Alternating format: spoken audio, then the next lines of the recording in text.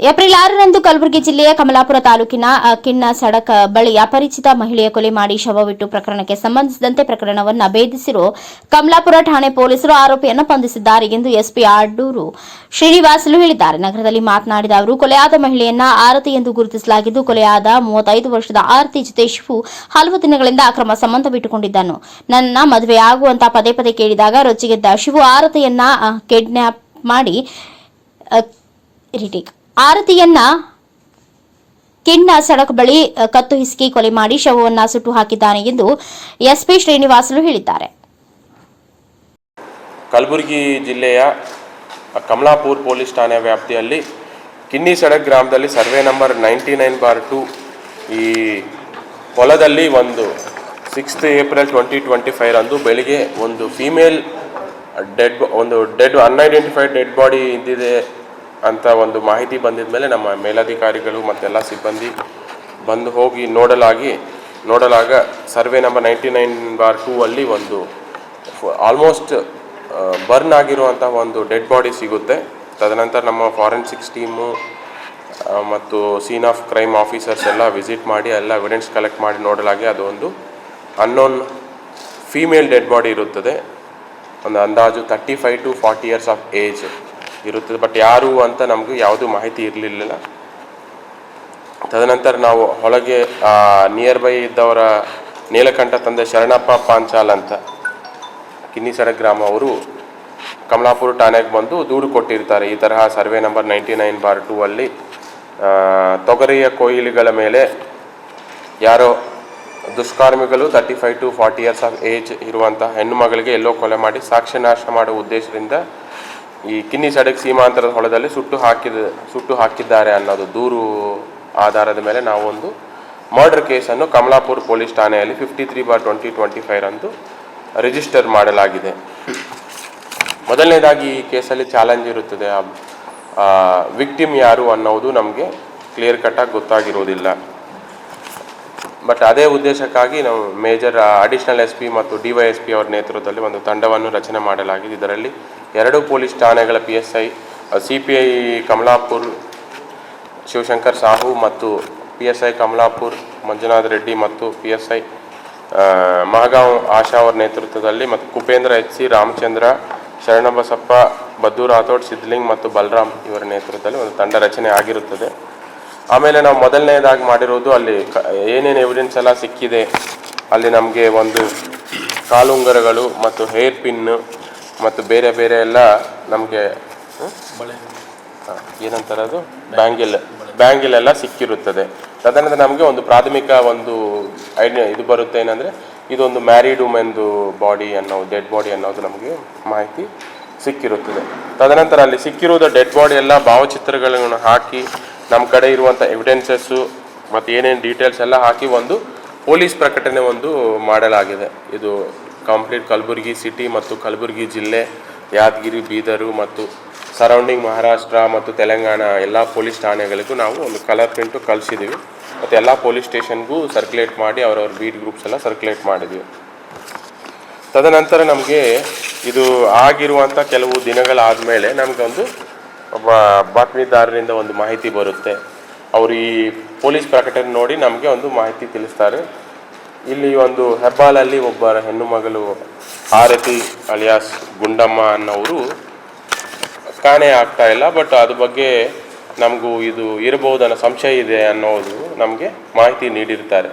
ತಕ್ಷಣ ನಾವು ಅವರು ಯಾರು ಅನ್ನೋದು ಮಾಹಿತಿ ತಿಳ್ಕೊಂಡಿದ ಮೇಲೆ ನಮಗೆ ಪ್ರಾಥಮಿಕ ಪ್ರೈಮಾ ಫೇಸಿ ನಮಗೆ ಒಂದು ಕನ್ಕ್ಲೂಷನ್ಗೆ ಬರುತ್ತೆ, ಇದು ಇವರೇ ಆಗಿರಬಹುದು ಅಂತ.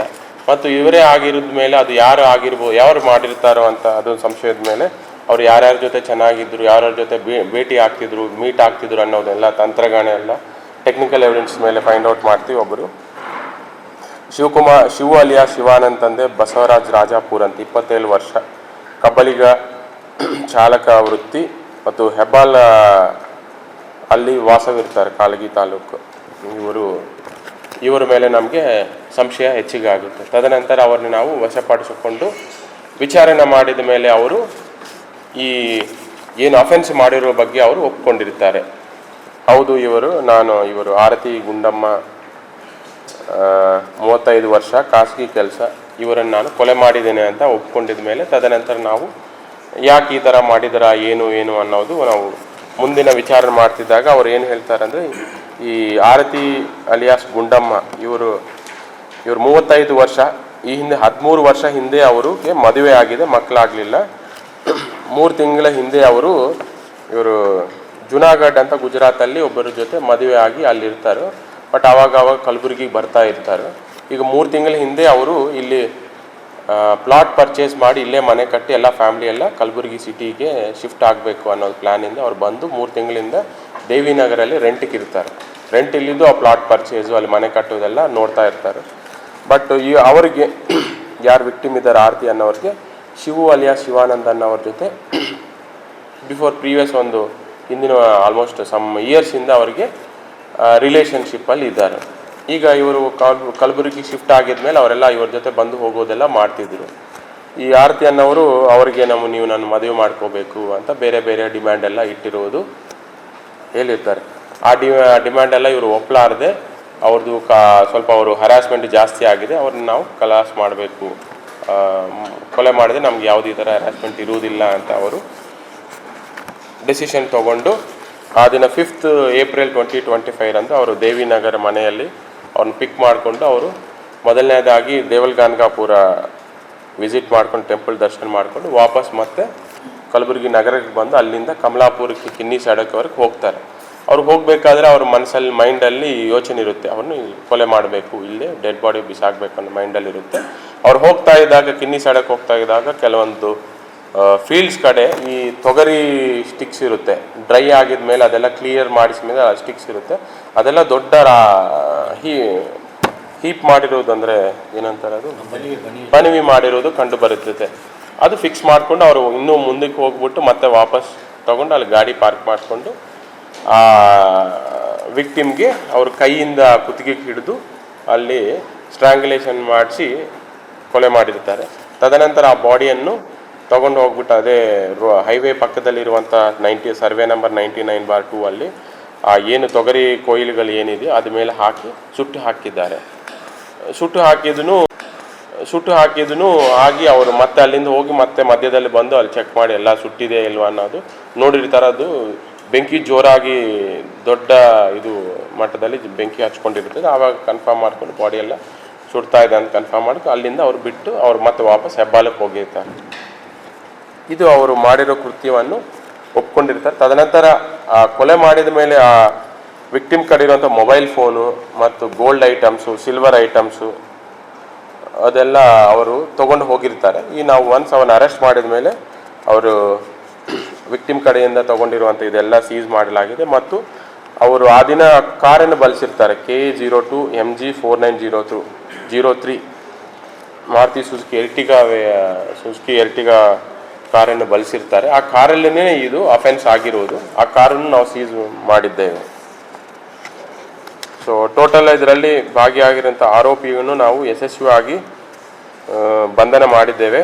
ಇದು ಸತತವಾಗಿ ಆಲ್ಮೋಸ್ಟ್ ನಮಗೆ ಅಫೆನ್ಸ್ 6th ಏಪ್ರಿಲ್ ರಿಪೋರ್ಟ್ ಆಗುತ್ತೆ. ಆವಾಗಿಂದನೂ ನಾವು ಎಲ್ಲ ಪೊಲೀಸ್ ಸ್ಟೇಷನ್ CPI ಮತ್ತು ಅವ್ರ PSI ಟೀಮ್ ಏನಿದೆಯೋ ಅವರು ಎಲ್ಲ ಪೊಲೀಸ್ ಸ್ಟೇಷನ್ ವಿಸಿಟ್ ಮಾಡಿ ಎಲ್ಲ ರೀತಿಯಿಂದ ಮಾಹಿತಿ ಕಲೆಕ್ಟ್ ಮಾಡಿ ಇಷ್ಟೊಂದು ಎಫರ್ಟ್ಸ್ ಮಾಡಿಸಿದ್ದಕ್ಕೆ ನಮಗೆ ಅವರು ಈ ಥರ ಆಗಿದೆ ಅನ್ನೋದು ಇನ್ಸಿಡೆಂಟು ನಮಗೆ ಬೆಳಕಿಗೆ ಆಚೆ ಬಂದಿದೆ.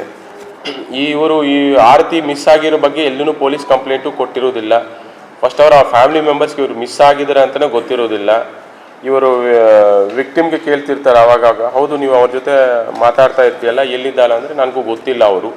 ಅವರು ಬೇರೆ ಬೇರೆ ಎಲ್ಲೆಲ್ಲಿ ಹೋಗ್ತಾ ಇರ್ತಾರೆ, ಈಗಲೂ ಆ ಸತಿನ ಹೋಗಿರ್ಬೋದು, ಬರ್ತಾರೆ ಬಿಡಿ, ಅದೇನು ನಾವು ಕಂಪ್ಲೇಂಟ್ ಮಾಡೋದೇನು ಅವಶ್ಯಕತೆ ಇಲ್ಲ ಅಂತ ಇವರು ತಡಿತಾ ಇರ್ತಾರೆ. ಬಟ್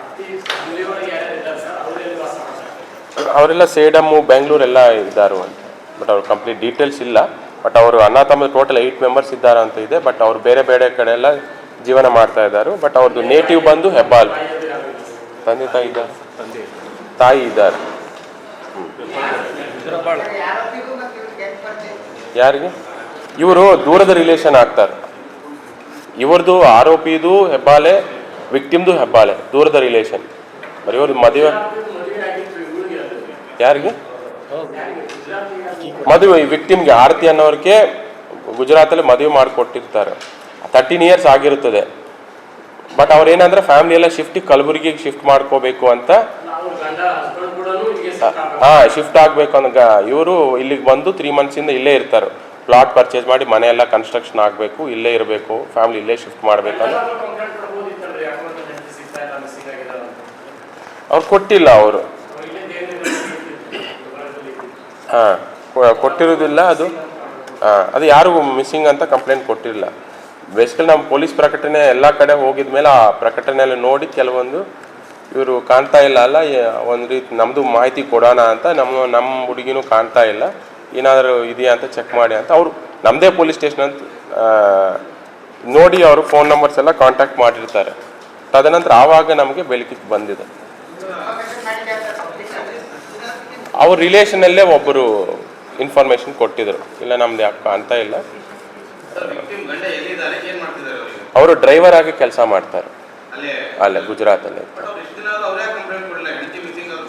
ಅವ್ರು ಇಲ್ಲೇ ಅವ್ರ ನೇಟಿವ್ ಪ್ಲೇಸ್ಗೆ ಬಂದಿದ್ದಾರೆ, ಇಲ್ಲೇ ಇರ್ತಾರೋ ಅಂತ ಅವ್ರು ಬಟ್ ಅವ್ರು ಬಂದಿದ್ದಾರೆ. ಈಗ ಇನ್ವೆಸ್ಟಿಗೇಷನಲ್ಲಿ ಯಾಕೆ ಮಾಡಿಲ್ಲ ಅನ್ನೋದು ನಾವು ತಿಳ್ಕೊಬೇಕಾಗುತ್ತೆ. ಬಟ್ ಒನ್ಸ್ ಇದು ಅವ್ರದ್ದು ಆಗಿದೆ ಅಂದಮೇಲೆ ಅವರು ಬಂದಿದ್ದಾರೆ ಇಲ್ಲಿಗೆ. ಅವ್ರ ಮಕ್ಕಳಾಗಿಲ್ಲ. ಬಟ್ ಅವ್ರದ್ದೇನು ಒಟ್ಟಾರೆ 3 ಮಂತ್ಸ್ ಯಾಕೆ ಇದ್ದಿದ್ರು ಅಂದರೆ ಅವರು ಎಂಟೈರ್ ಫ್ಯಾಮಿಲಿ ಇಲ್ಲಿಗೆ ಶಿಫ್ಟ್ ಮಾಡಬೇಕು, ಇಲ್ಲೇ ಮನೆ ಮಾಡಬೇಕು ಅನ್ನೋದು ಅವ್ರ ಉದ್ದೇಶ ಇತ್ತು. ಗುಜರಾತಲ್ಲಿದ್ದರು, ಇವರೊಬ್ಬರು ಮಾತ್ರ ಇಲ್ಲಿ ದೇವಿನಗರಲ್ಲಿ. ಅವ್ರು ಅದೇ ಪ್ಲಾಟ್ ಪರ್ಚೇಸ್ ಮಾಡಿ ಮನೆ ಕಟ್ಟಿ ಫ್ಯಾಮಿಲಿ ಎಲ್ಲ ಇಲ್ಲಿ ಕರ್ಕೊಂಡು ಬರಬೇಕು ಅಂತ ಇವ್ರದ್ದು ಉದ್ದೇಶ ಇತ್ತು. ಬಟ್ ಏನಾದ್ರು ಇವರು ಒಬ್ಬರೇ ಇದ್ದಾಗ ಅವ್ರ ಜೊತೆ ಜಾಸ್ತಿ ಸಂಪರ್ಕ ಇದು ಆಗಿದೆ ಇಲ್ಲೇ ಲೋಕಲ್ ಇರೋದ್ರಿಂದ. ಇಲ್ಲ ಅವ್ರು 13 ವರ್ಷ ಆಯಿತು ಮದುವೆ ಆಗಿ.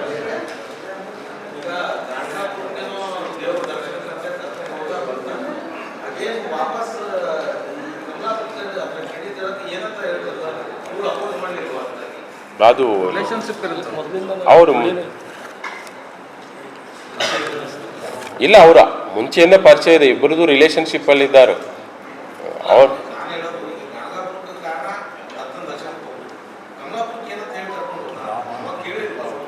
ಈಗ ಅವ್ರದ್ದು ಏನಿರುತ್ತೆ ಅಂದರೆ ಪದೇ ಇವ್ರಿಗೆ ಬನ್ನಿ ನನ್ನ ಜೊತೆ ಬನ್ನಿ, ನಾನು ಕರ್ಕೊಂಡು ಹೋಗು, ಎಲ್ಲ ಪ್ಲೇಸಸ್ ವಿಸಿಟ್ ಮಾಡೋ ಅನ್ನೋದು ಡಿಮ್ಯಾಂಡ್ ಇತ್ತು. ಅವರು ನೀವು ಕರ್ಕೊಂಡು ಬರಬೇಕು, ನನಗೆ ಎಲ್ಲೋ ಕರ್ಕೊಂಡು ಹೋಗಬೇಕು, ಎಲ್ಲ ತೋರಿಸ್ಬೇಕು ಅನ್ನೋದು, ನನ್ನ ಜೊತೆನೇ ಇರಬೇಕು ಅನ್ನೋದು ಇವು ಹುಡುಗಿದು ಡಿಮ್ಯಾಂಡ್ ಇತ್ತು. ಮ್ಯಾರೇಜ್ ಆಗಿಲ್ಲ. ಇಲ್ಲಿ ಹೆಬ್ಬಾಲಲ್ಲಿ ಇದ್ದಾರೆ, ಮತ್ತು ಸೇಡಮಲ್ಲಿ ಇದ್ದಾರೆ, ಬ್ಯಾಂಗ್ಳೂರಲ್ಲಿನೂ ಇದ್ದಾರೆ. ಅಂದರೆ ಅವ್ರ ಫ್ಯಾಮಿಲಿಗೂ ಇವ್ರಿಗೂ ಅಷ್ಟಕ್ಕಷ್ಟೇ ಇತ್ತು. ಈಗ ಅವ್ರದ್ದು ಇಂಟರ್ನಲ್ ಆಗಿ ಏನೋ ಡಿಸ್ಪ್ಯೂಟ್ಸ್ ಇದೆ ಅನಿಸುತ್ತೆ, ಅದಕ್ಕೆ ಅವರು ಹೆಬ್ಬಾಲಲ್ಲಿ ಸ್ಟೇ ಮಾಡಿಲ್ಲ. ಅವ್ರು ಬಂದು ದೇವಿನಗರಲ್ಲೇ ರೆಂಟಿಗೆ ಸ್ಟೇ ಮಾಡಿದ್ರು.